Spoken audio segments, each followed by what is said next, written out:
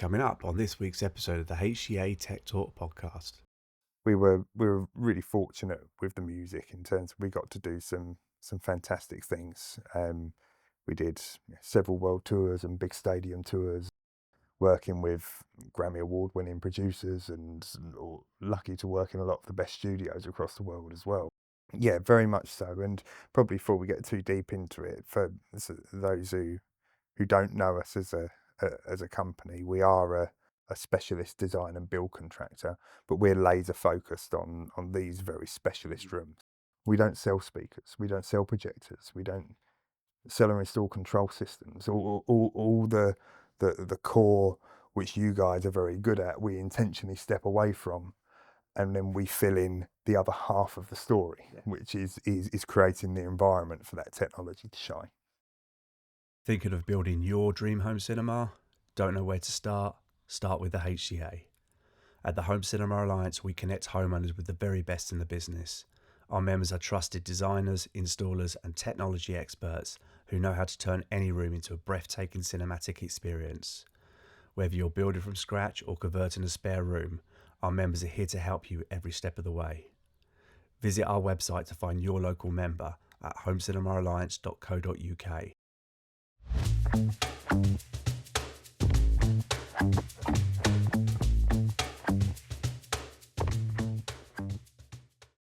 Hi, and thank you for tuning in to the HCA Tech Talk podcast. Today we're over in Essex at Cinema Luxe facility with Darren. We are going to sit down and have a conversation with Darren about Cinema Luxe, a bit of its history, a bit of Darren's history, what the brand can do for the end consumer, but also what the brand can do for AV individuals or integrators. So Darren, thanks for coming on the podcast. Pleasure. Well, actually, in fairness, thanks for letting us hijack your facilities, because obviously before this we've done the podcast that technically probably went out a couple of weeks before this. Mm-hmm. But thank you for welcoming us to your stunning room and the offices next door. You're welcome. It's very much appreciated. Pleasure. Nice to have you. So obviously we've known each other through the industry for a few years now. Yeah, I'd say so. I remember following you into the CEDIA party last year because I had my Ray-Ban Metas on, to which I think if you check out one of the social media accounts, there's a little reel I shot on the Metas, which has got your lovely flamboyant jacket that you were wearing at the time, and your shoes. But obviously another reason for coming up and seeing you guys is that I know Simon, obviously the co-host of the pod, Simon Gregory, Cinema Rooms, obviously one of the pods, the first episode we did at Acoustics, Mm-hmm. and we've shot a pod with Nick Finch up at L Acoustics in Highgate. Yep. I know you've been responsible for those places. Yep, correct. So before we get onto those, let's rewind it a bit. So tell us a bit about Darren. Tell us a bit about how you came into this industry. If you want to go far back as your education, and not primary school, but like I'll keep it fairly concise for you. Yeah, how did you how did you get into doing what you're doing now? Was it educational based? Well, I've always, since I was yay high, I've always done design and music. They've always been my two passions. Yeah. And so I've been an interior designer since school. I left school.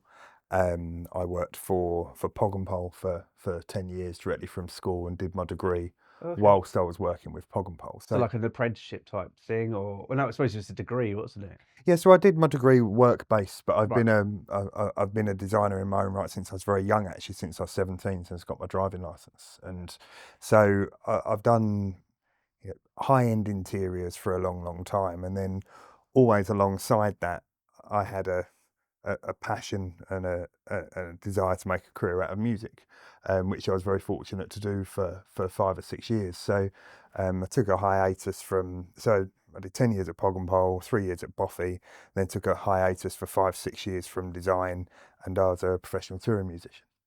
Okay, so Pog and Pole, is that it? Mm-hmm. So what were they, interior designers? They're a high-end German brand, predominantly known for kitchens, but also fitted interiors. And then Boffy's the same, but Italian discipline rather than German. And then when when my music took off, I was very fortunate and lucky to do that with Patrick, who's my business partner here, Right. Oh, okay. and Zoe, who works for us as our business development manager. She was also part of that as well. Small So world. yeah, so we've been together as a gang for many years, and we were really fortunate with the music in terms of we got to do some fantastic things.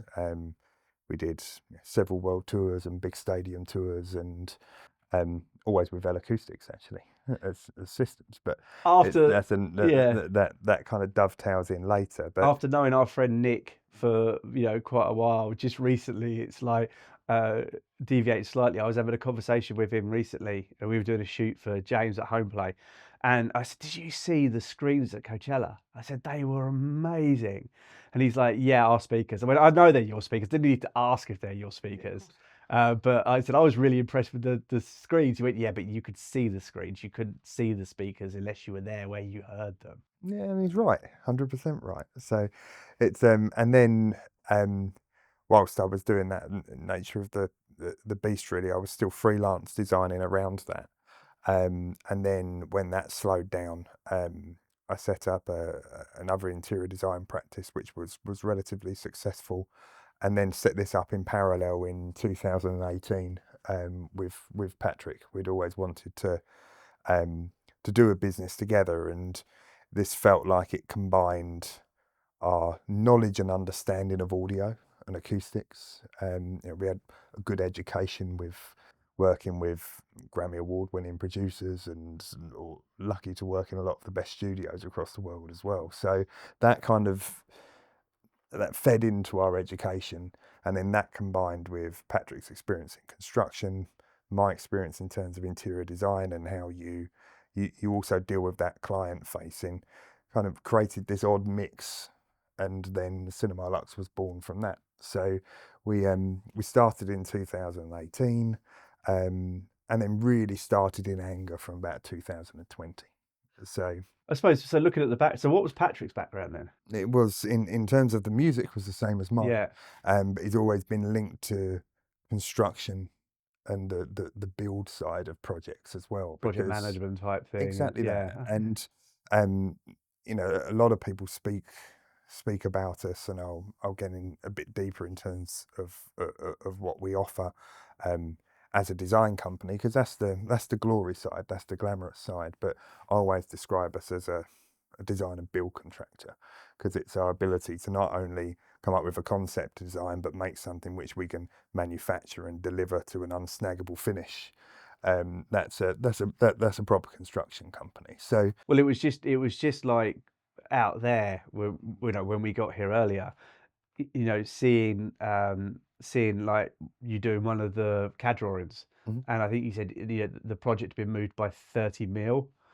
So all the CAD drawings, and like you just literally go through moving everything across one by one by one, and then and experiencing the rooms that you've built in respect of acoustics, acoustics, and here, mhm. um, and then to see that you can see how the very minute details you see around here all start in here, but on there. Yeah, very much so. And probably before we get too deep into it, for those who don't know us as a company, we are a specialist design and build contractor, but we're laser focused on these very specialist rooms. So um, a lot of our work is with dedicated cinema, but we do branch out into mixed use environments, immersive rooms, some domestic recording studios, but they're always rooms that require a high level of audio and audio visual integration.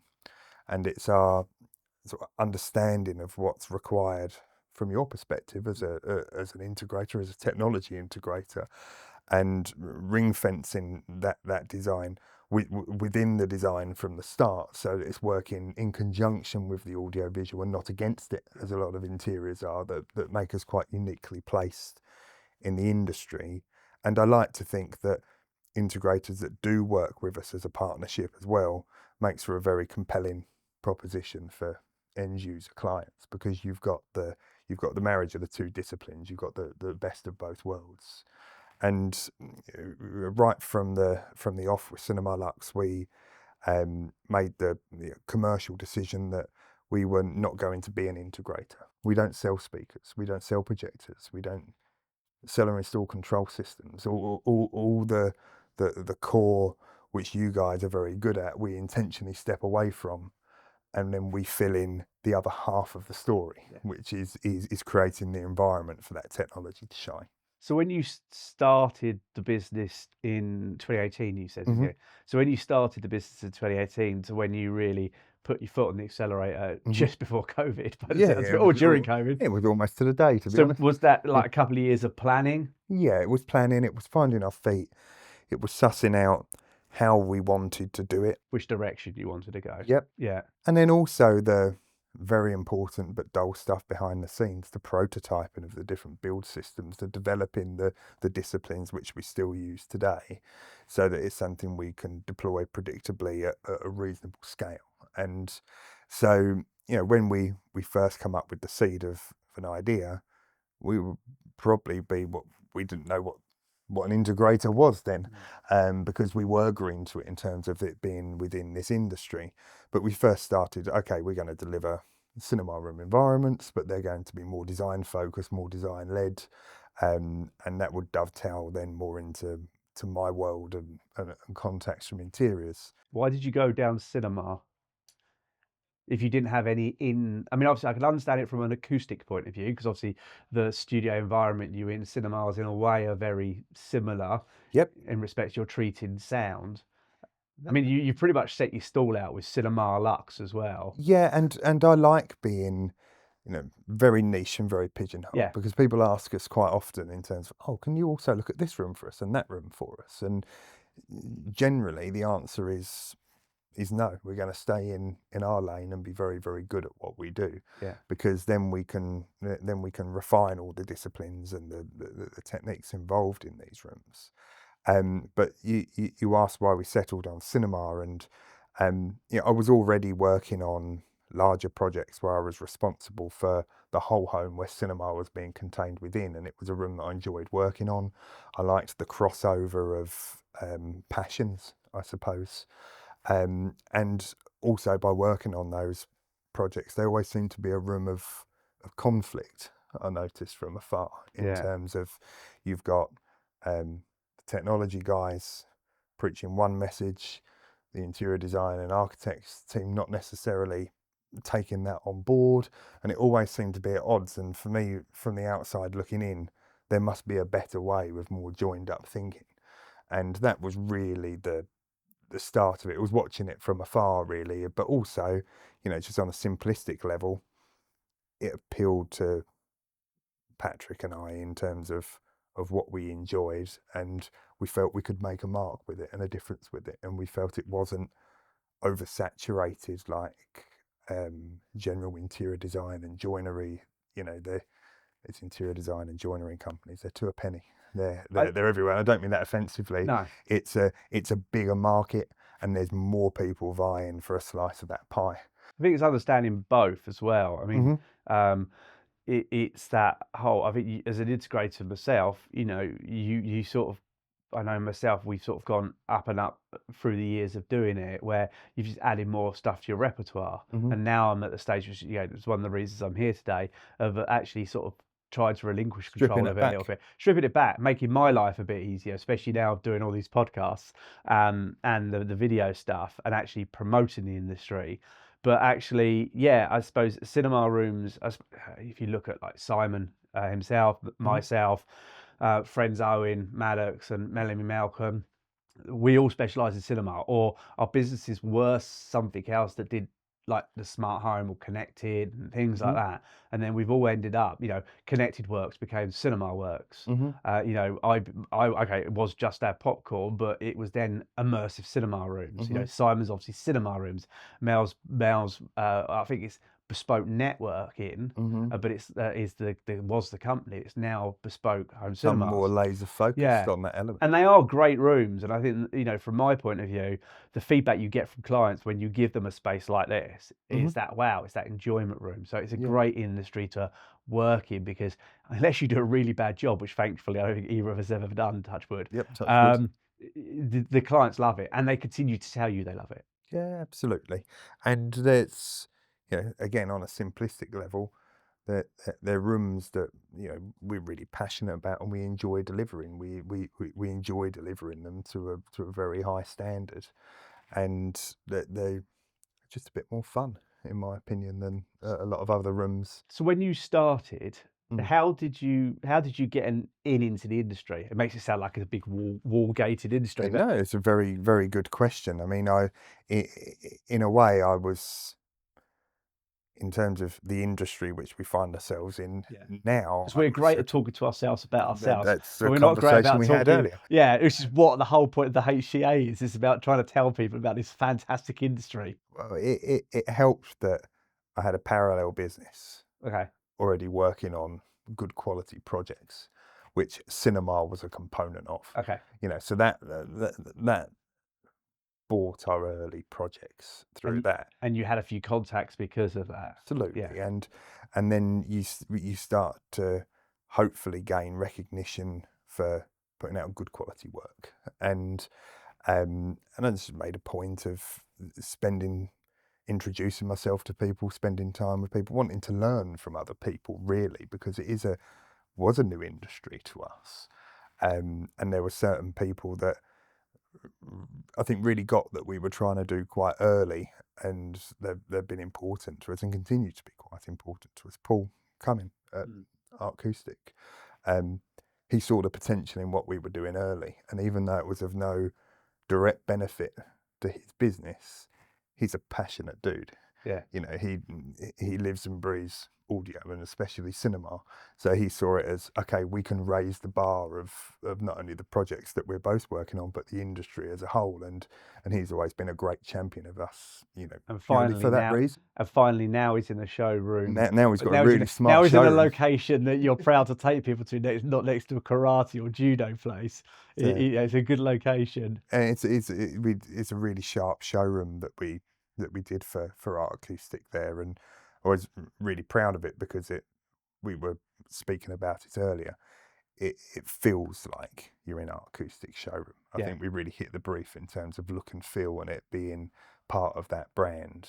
And but that's one example of um, an early believer, I yeah, suppose, and that always counts for a lot. You don't forget that. So, and then really we started branching out from there just by doing good quality work, but also adding value to integrators' offerings, because as a service that we offer, um, I always describe us as very front to back.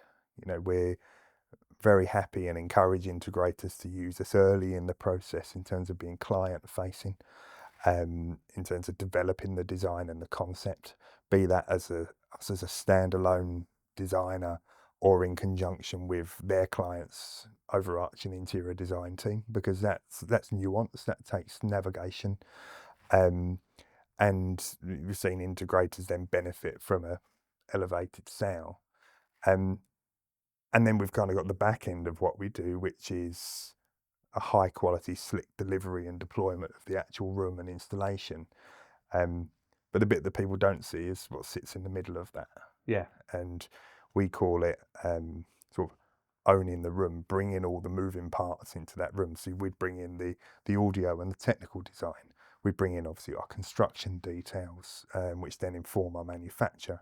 But we'll bring in electrical information, HVAC information, any key component of that room we bring into one set of drawings, so we can manage out any problems, design out any issues long before we get to site, and that process, which then means that we can have a really tight manufacturing process in terms of build tolerances and quality, means that whole bit in the middle that people don't see Yeah. is almost the most critical part of what we do.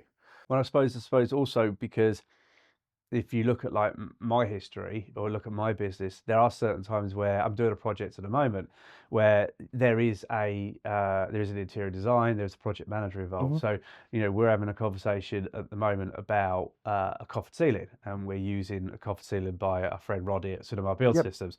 They Good said system. Mhm. they said, could you send us the drawings of it? If you've got it on CAD, even better. But because I've never really needed to use CAD, and like SketchUp or things like that have been fine for what I've done to give a visual representation. It's then you sometimes get to situations where it's like, oh, I don't use CAD. Send it to me as a PDF. So I suppose from my point of view, a benefit about being involved with you guys is that because you are doing the fit out of the room, you are doing the CAD drawings. You use CAD for your stuff. So It's ownership of it, yeah, you know, and that's a really important thing in terms of, you know, we take responsibility and ownership for that part of the project and the coordination of the project, which makes it a more predictable and hands-off delivery for integrators to focus on what they do best. You know, whilst we still can be a good profitable proposition for them. So it's that's kind of how the business has developed. And you know, we started with Patrick and myself as a seed of idea. We're now a team of 9, and I don't know. And you said you have like 5 people in your office. the whole company seems to be in Greece at the moment. So Yeah, I wish I was in Greece, to me be too. honest. Thanks for sticking around. But it's holiday time. So but yeah, in terms of our team, we're a small but growing team, and it's myself, and I oversee the design and looking after key accounts and that front end side of the business. Patrick runs all of the sites. He does a very, very good job at that. And our teams to deliver those. Zoe, who I mentioned, she's our business development manager. She supports us is probably the best way to describe it. I mean, obviously I speak to you, but she's been the point of contact for us setting this up. Yeah, no, she's amazing. And then obviously we're doing a video for. She makes sure you don't drop the balls. Yeah, and we're doing a video for L Acoustic, so they're like, can we get some footage of L Acoustic showroom? And then like, I'll copy Darren in. It's from Nick, and then Nick, you're like, I'll copy Zoe in, and Zoe sends me the footage to which we use. So it's perfect from that point of view. She's amazing at that, and you know, I've known Zoe. I went to school with Zoe, so I've known Zoe 30 years. Blimey. So that's but you're only 25. I wish. I'm very old now, I'm afraid. But and then Max, who many of the integrators would have got to know over the years. Max has been with us for 3.5 years now. Yeah. He did a degree in architecture. We took him straight out of university, and his development's been fantastic. And he's both as a designer and as an individual in terms of service and the way he conducts himself. He's brilliant. So Aaron, who you met, he handles a lot of our technical drawings on that process in the middle, which I describe. And he's the guy with one hand on the keyboard, one hand on the mouse, doing this. Well, Aaron was 3 years. He was part of our site teams. Okay. So when that role needed filling, we looked at new applicants where their CAD chops were superb, but they don't necessarily know how we build rooms and what the details are. And Aaron expressed an interest in it, so we moved Aaron across to the office here, and he's a bright lad, so it took him no time to pick up the CAD, but he already had the built-in mindset of how we go about construction. Exactly. He's been on, I mean, completely different, but I worked for the business years ago where every year they used to send their head office staff down onto the shop floor. And the week always started off like, oh God, why am I doing this? By the end of the week, the people who came down were like, this is brilliant, because the knowledge of the shop floor, in the respect of the knowledge of him being on site, is invaluable to the design process, or in that case, the process that was at head office in the future. Yeah, 100%. So I can see how that would fit in and work beautifully for you guys. Yeah, 100%. And then on the manufacture and install side, you know, all the guys are employed, and I think that's really important for control. And I'm very proud to say that, touch wood, no one's ever left us. So hopefully we look after people. But then on the other unique side is, you know, for example, in the showroom environment here, like these beautiful metal details, we handle all that bespoke fabrication in-house. Okay. Then we can control the quality, the detail, the lead time, everything that comes about it. So I employ a full-time fabricator, Simon, who's not another Simon. Another Simon. Blimey. Too many Simons. But Simon, I've worked with him for 20 years. He's always done our metal work, and then he come with us on a full-time basis a couple of years ago. John, who's our installation manager, has been with me and Pat pretty much since the off, and very experienced, great attitude, great attention to detail. And then we've got Finn and David. David I've known for many years. He supports the site teams, but also runs our workshop and a warehouse. Finn's been with us coming up to a year now, and he's brilliant. He's got great potential. So I probably went a bit too in depth with all that, but No, it's great. To be honest, it's good it's to give quite a people. complete It's and a family. flexible team, Yeah. and we genuinely care about the projects that we deliver, and hopefully that shows in the work that we produce as well. So obviously the typical projects you're on at the moment. Obviously you're doing stuff for the other Simon Gregory. You've done the showrooms. Have you got any other showrooms or projects you're working on at the moment? Obviously you don't have to say names or locations. Yeah, I mean, we're working on you're loads. constantly busy. We're busy. So we're on average we deliver. Last year we delivered about 54 rooms, I think Really? it was. So Yeah. we're very spread geographically as well. Yeah. Which is great. And we've had a good year so far, and hopefully he's looking good for the rest of the year as well. So we're just kind of quietly building and going about our business to, again, just with really the main focus on doing a really good job. And we naturally have sort of fallen down the conversation, speaking at it from an industry perspective and integrators and whatnot. But I'm also very, very aware and conscious and completely support what you're trying to do with the podcast, which is be a more client-facing entity. Thank you.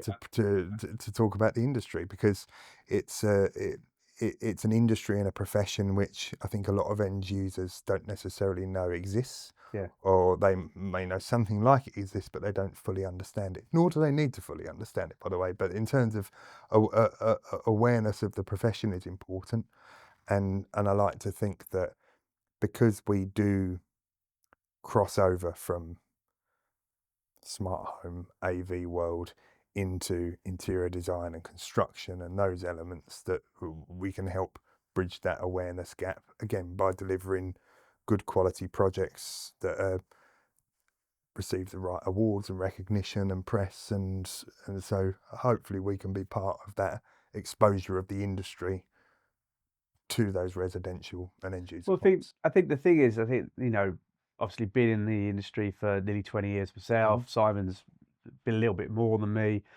I think that, and the whole reason between, with myself and Owen and Mel starting it up is to shout a bit more about the industry. We've mentioned before, we're great about talking to ourselves. Yeah. And actually, cinema is almost like this holy grail. I mean, we said it in episode 1 of the podcast, ironically filmed out, Art Acoustics, was that a cinema room is no different to a kitchen. Obviously, it's very different, but it's no different cost-wise. You actually can get a room like this. I sat in our friend Roddy again in his little sort of like demo room last week, and actually, I think when you put into the cost of an ultimate cost of a room like this and an ultimate cost of a kitchen, when you consider the appliances and everything in it, I still think sometimes a kitchen costs more. I've absolutely no doubt, and it will probably continue to do so. Yeah. Yeah. And you don't need a big space. Like this room is, what is this room roughly? 4.5, 3.5. Yeah, something like that. 5 by 3.5. So, and actually, so this is a typical room in a typical house. Whether that be a townhouse, a semi-detached or detached. It's an old kid's bedroom. It's a room that's not an old office. It's the room that's not being used anymore. I think so long as it's sold as and pitched and designed as an experience, immersive experience space, and not as a collection of technology, with how it's been historically probably guilty of being sold at times. Yep.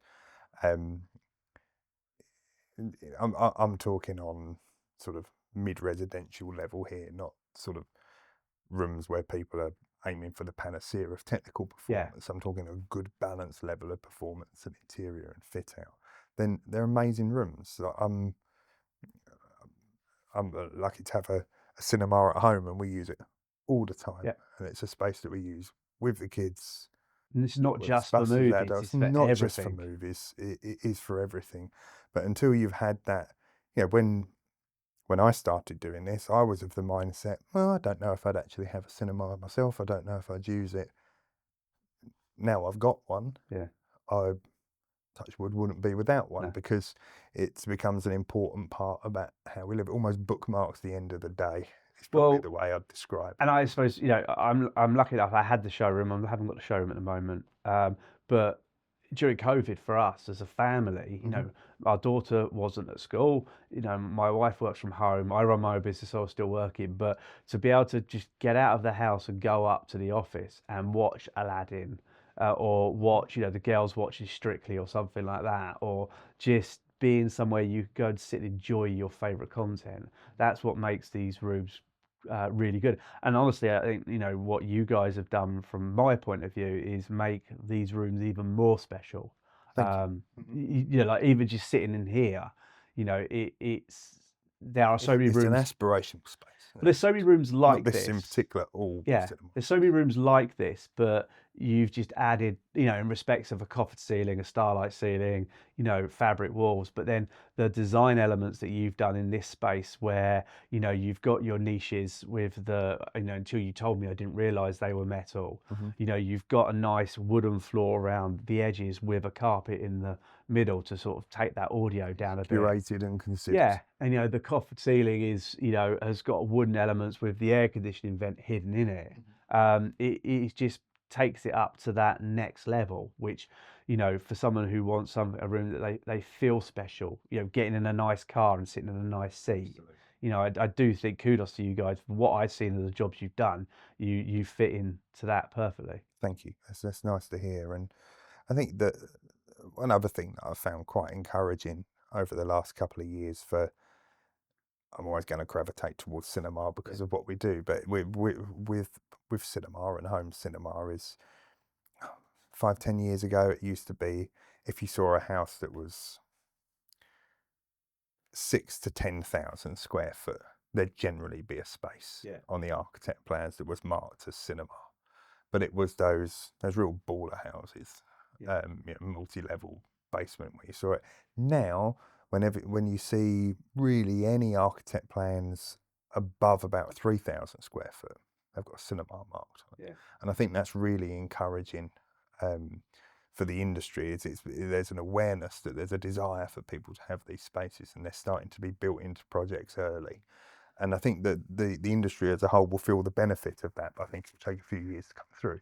I think COVID, it's really encouraging. I think COVID in a way is, if you could say COVID has helped, I think COVID has helped us as a generation, as humanity, realize that all of a sudden things could very much be taken away when you're in lockdown, and then people sort of thought, I can't go to a restaurant, I can't do this, I can't do that. And actually, now people can do that. Unfortunately, we're seeing a decline in restaurants. People going to restaurants. We're seeing a decline in people going to the cinema, because I think people are just still a little bit more like, well, I could just do this at home. Okay, you're gonna have to go to an Odeon many times to be able to afford a high-end, a good cinema. But what it gives you back in that space, as you say, you get in, you see the family, you maybe sit down and have some tea, and then you're like, actually, do you want to go in and watch Andor, or do you want to watch a film, or the football's on tonight? And that's what I think these spaces are really good at doing. And also, I think just content's up its game.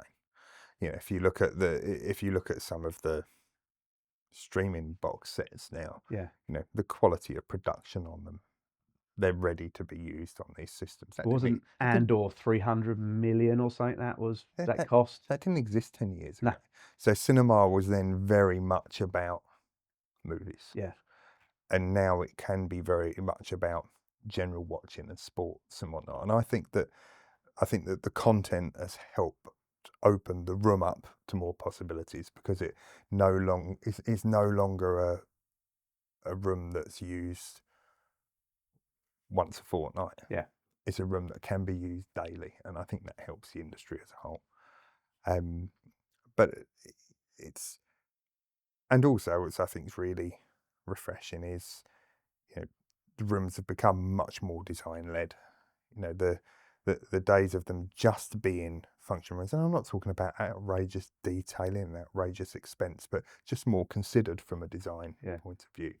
And one thing I also think that's happened is 10 years ago, I think a cinema was predominantly a male purchase. Yeah, definitely. And I no longer believe it's a male purchase. No, it's definitely, it could be led by either, Mm-hmm. but actually it's a family decision. I mean, Yeah, it is. we did one in Tunbridge Wells just as COVID was coming out, and that was this room has been everything. You know, son was going off to university, daughter was still at home. We've got this space downstairs. We don't know what to do with it. So as a family, we sat down and discussed about what we want to do, and we thought, let's do a cinema. And then that's when they found us, and we were put in there. Yes. And now it's a room that I know that they use every day, whether it's the daughter having her friends over, Yeah, sure. to, you know, the husband escaping down there for 9 hours to watch sports on a Sunday, or just sitting down and watching a family. They are just great rooms. So touching back on, Becoming more design led, I think, yeah, really helps with that accessibility. yeah, definitely, Yeah. yeah, So yeah, they're no longer a geeky male space, which Yeah. they maybe have been historically. yeah. On No that figurines of a mid-level. Doom character in the background, or just, you know, nice Just a bar bit area. less of it. Yeah, yeah. Yeah. So with Cinema Luxe, you touched on obviously busyness. We said earlier, you said to me earlier that you was planning a little extension here. So what do you see in the we're 2025. We are 2025, aren't we? Yeah, we're 2025. What do you see? Let's say for the next 5 years, up to 2030. Obviously, a little expansion. Is that more office space, or so you're not sitting on top of each It's other? more office and meeting space here, Yeah. really.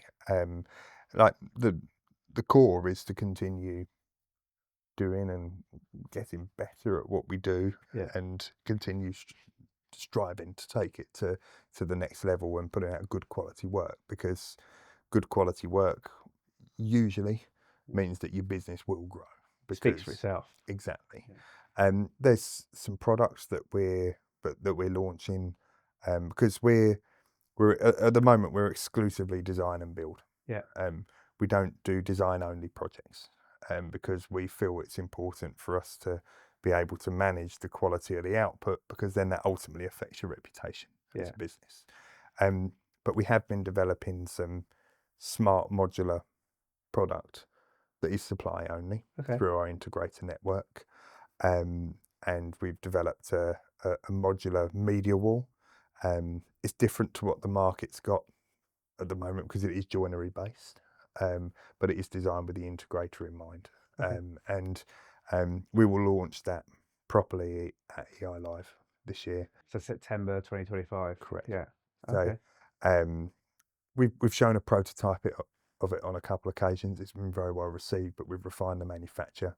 UK made, 4-week lead time, modular configurator, you know, very, very end user friendly, just like specking a Tesla, but you're doing it with furniture, but designed so it's a 1-day install for an integrator. And so I think that's quite a exciting development for us, because to be honest, I've always wanted a product-based business. I've never had one. It's always been service-based, which, okay, this is product and service, but without the service, the product doesn't sell. It's, in a way, it's that, you can't really call it passive, but it's that, from a business point of view, it's that passive recurring revenue.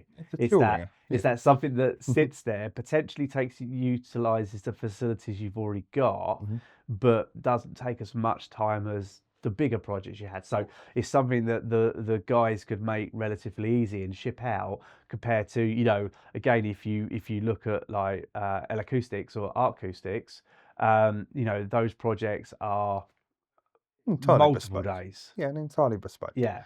And it's to have a standard which is customizable is different to entirely bespoke. And like the way that we've worked on it in the background is, we've done all the design work, we own all the CNC files, we own all the everything on it, so then we're in control of the manufacture, so I can ensure that doesn't touch our day-to-day here and impact upon that.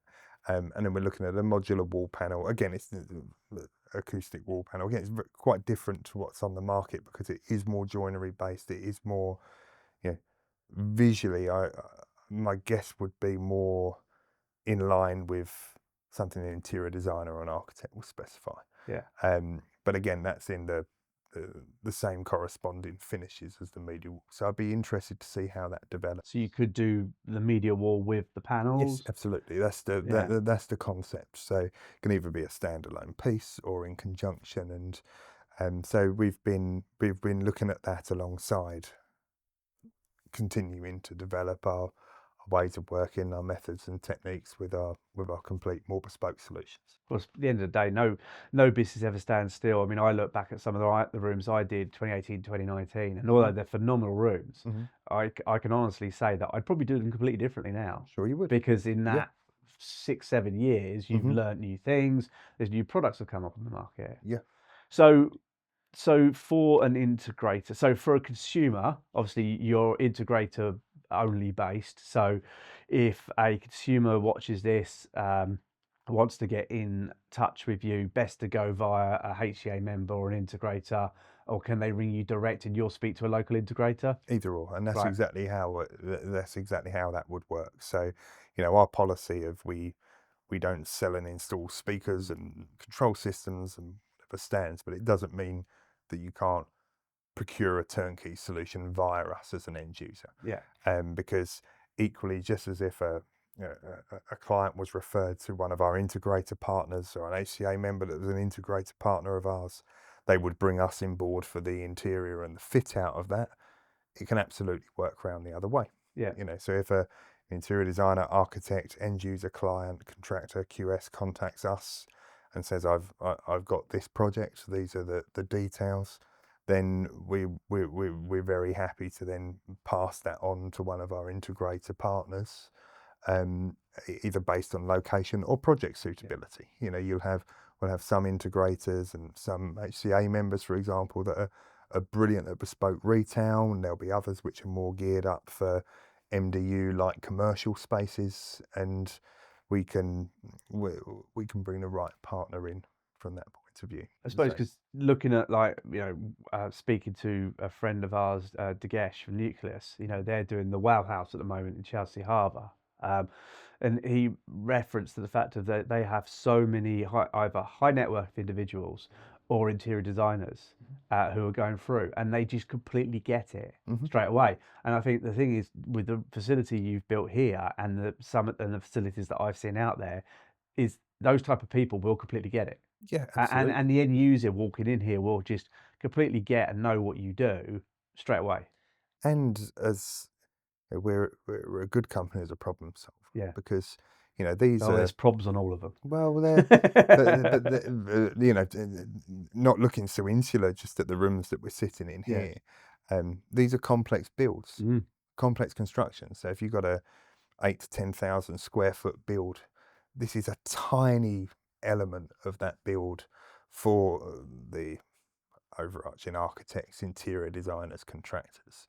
So often on those projects, those problem solvers that take away the headaches of rooms which require a lot of coordination, such as a cinema, are worth their weight in gold. So we always do well on that side because you use the term again, but we take ownership of the room, and then it's a predictable outcome it's fairly hands-off for contractors. Interior designer, for example, can still have influence and control over the overall look and feel and decor, so it works with the wider palette and interior design scheme, but they don't need to micromanage the details. They don't need to micromanage, okay, is that profile, if that's 36 mil, how's that going to line up with this panel, and where's the junction point going to be? They're not interested in that. They're very happy to have some handle on the overall look and feel, but managing that detail, they're always happy to leave it to the experts.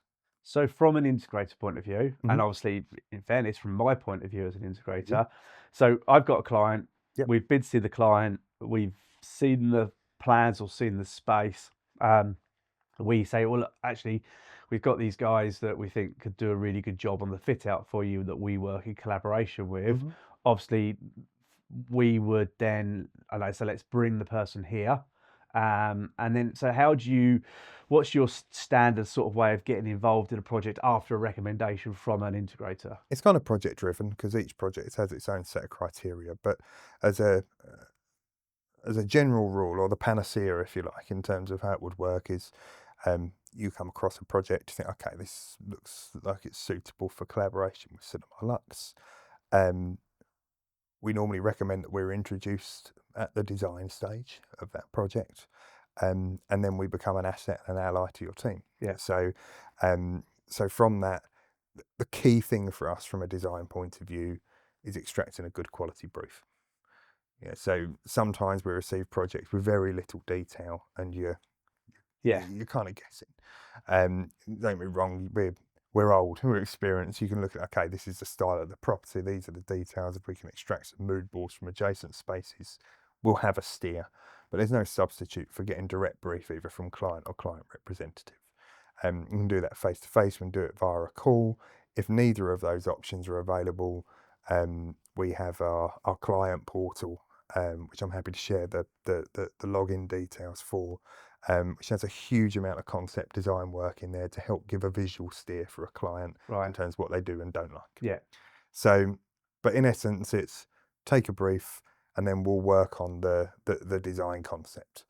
And we'll work on it primarily in 3D to start with, which then helps generate the visuals, CGIs, mood boards, everything that comes with it. Big difference with our 3D work and our CGIs, they're all buildable models. Yeah. So in a world where the quality of visuals and CGIs is insane, it's gone through the roof. You do sometimes have to squint to see whether that's real or not, don't you? You do, but you know, the amount of projects which I see where we're sent a CGI, my first reaction is you can't build that. Yeah. That's not buildable solution. Yeah. No, this client has been sold a fantasy. Yeah. That no one can deliver, or no one can deliver within those pricing parameters, or whatever it may Usually be. what it is, yeah. So we ensure that whatever we present is buildable and deliverable in the real world, which is super important, I think. And then it also means that we can quantify properly from a quoting point of view. Yeah. So again, I've gone off a little bit on a tangent, but it's brief, design, specification. We aim to, and I say aim to because sometimes it fluctuates, we aim to turn that around in a week. Okay. Because I think it's important when you've got an engaged client to keep that momentum. Now, sometimes that's actually too quick a turnaround for a client. Or sometimes we had, I think it was February or something, we got 22 projects in a week. We're only a little team. I had to manage that a little bit in terms of speak to everyone and no, this is not a priority. We need it in 3 weeks' time. But generally speaking, that sort of 5 to 7 day window, I think is really important for capturing people. Because it's almost like, I analogize our industry with cars. Mm-hmm. You've gone to the car showroom, or you've seen the car, you've maybe test driven the car, or actually you might you're excited about test driving, and they say, "Oh, come back next Sunday and you could drive it." And for that whole week, you're like, "Oh, next Sunday I'll go to test drive it," and it's the responsibility of the sales guy to try and keep that there, capture that, and also for the client, you know, they've been excited about, they want to see the result. This is a fun space for people. Absolutely, it is, and you know, people work very hard to put themselves in a privileged position for it to even be an option. So, so again, I've gone, sorry, Don't worry, I do it all the time as well. Yeah, but it's brief, design, and at that stage as well, we'd have a conversation with yourself, for example. Okay, what's your thoughts from a system perspective? What are you looking to incorporate? So that we again understand the technical requirements of that room quite early. So do you require technical drawings from a sound point of view? So let's say some of the stuff that Paul would do at Acoustics, or would you, if say someone came to you and said, "Look, the room will pull off a 7.2.2 system," and then you design the speaker locations into that based on industry standards, or depends on the integrator. Right. Okay. To be honest, yes, we do our best to adhere to industry standards. You know, we've had that education. We stay up on that education. It's important for us to know what the current mindset and recommendations are. You know, we'll have some integrators where we get super technical plans from the off. Yeah. We'll have some integrators where be a fag packet, if that, you know. So, and then also we have good relationships with most, if not all, suppliers really. So you mentioned acoustic; they do a great technical design Yeah. pack. So I'll know that if it's a project that we're both on, we can speak with acoustic in the background, and sometimes we have a quick video call and say, look, I'm thinking of moving the back wall forward here 600 mil so we can do X, Y, and Z. Does that work Yeah. with what you're thinking Yeah. in your subposition? So it's more support for the integrator and a better result for the end client. That's always the aim. Same with acoustics, have a great service like that. We have a lot of projects where we will see Wisdom, for example, so we'll dovetail with the Wisdom team and Yeah. Habitek. Meridian's a similar example. And it's just about doing the right thing for the job and the client. And then, of course, the client says, that's brilliant, I'll go for that. Yeah. It's as simple as that normally. Unfortunately, not always that easy. But, and then that's when in the background that hidden part of the service starts. So that's where the technical drawings, yeah. coordination, site meetings, managing all the stakeholders really. Yeah. And then we'll do a lot of where we can, we'll have product engineered off site. So we do our own cutting list. We have an awful lot of material CNC cut, so that we're as prepared as we can be when we get to site. And then it's just about being diligent and managing all the details, really. So that's a short version of the back end. Yeah, but because I think you get the picture. Yeah, because sometimes you're especially when there's more trades involved, you have a limited window where you can come in this week. I mean, with this project we were talking with South Kensington. He said, "How long is it going to take you?" I said, "Oh, it's going to be probably somewhere between 10 and 15 working days." No, I'm not sure. Not sure about what. And he said, "Well, that's quite long." I said, "Well, obviously we'll try and get it done in the 10, but I'm just telling you 10 to 15 probably." And we're working to finite windows because we've only got limited room, limited space. There's not much parking, so we're not a stately mansion that 30 trades can come up to. So he said it's important for us to manage the project, which is Goes back to understanding the yeah, project, yeah, and I'd say that armed with that information from the off, we'd possibly design a room different to what you do. We do it the same if we do projects abroad, as if we do like a project somewhere in Europe. yeah, We'll design that room intentionally from the off quite different, yeah. so that we can manage the supply chain and the construction time. So it all comes back to understanding the brief of the project. It's like the simplest but the most important thing on not just interiors. I think anything where you specify anything for a home. I think it's the same with technology. Understanding what ticks the boxes for those users is the most important thing. That's it, because at the end of the day, it's a client's room. And, and I've often said, the last thing I want from you, Mr. Client, is for you to sit in this room and not regret, that's a strong word, but have any doubts of the fact of the money you've invested into this space. I want you to come in here with your, with your favorite glass of wine, watching your favorite content, and just be in a space that you enjoy being in. Again, it's analogized with cars. I want you to buy that Mercedes or that Bentley and sit in it and not think, I've just dropped $250,000 on this. Why did I do that? I want you to sit in it, enjoy it, and drive it. It's value for money. And enjoy the requirements. So, anything else you wanted to touch on before we wrap up? Or? I don't think so. I've probably waffled on enough. No, it's been brilliant. But it come right back to the beginning. We are, in essence, a design and build contractor that's laser focused for these rooms and this industry, and that's what makes us unique. Well, and again, I think that your point of, you said it once in this, you did an advert in Essentially Install recently, which is important for the integrator to understand, is that we don't sell speakers. In fact, we're friend, not a foe. You don't sell speakers, projectors, screens, all of that. You're actually, and we'll help you sell them. Well, and as I say, I've set myself a 10-year plan. I've just turned 50. I run the Home Cinema Alliance. I also run immersive cinema rooms as well as HCA Media.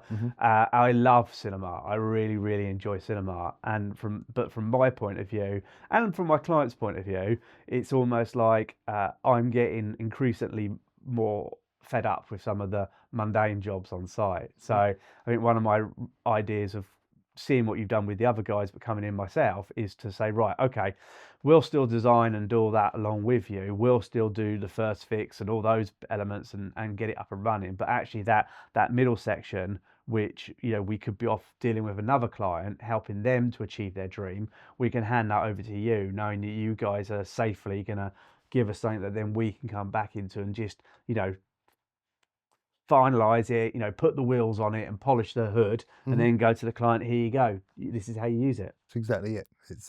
It's using everyone for their specialist skill set. Yeah. And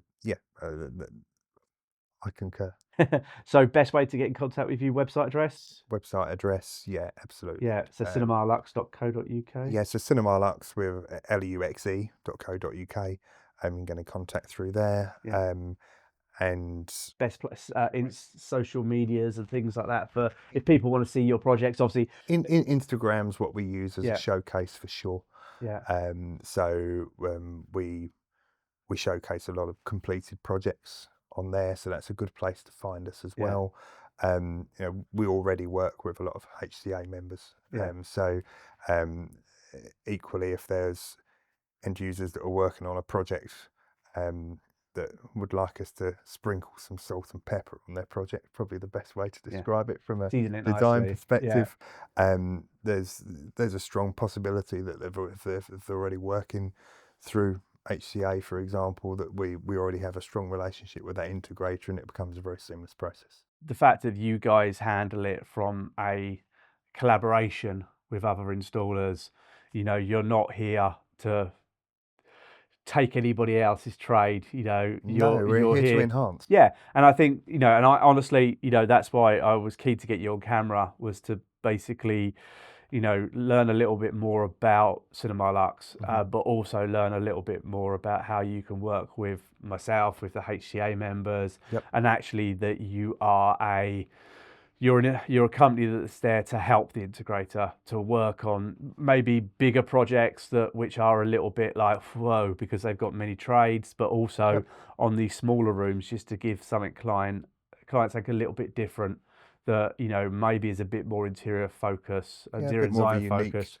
approach. Yeah, absolutely. But so no, well, look, thank you for your time. I really do appreciate it. Thank you for having me. No, great to get you on camera, and yeah, let's go and grab a coffee because it's getting warm in here. Thank you very much. Cheers, Darren. Thanks a Thank lot, you. mate. Thanks, mate.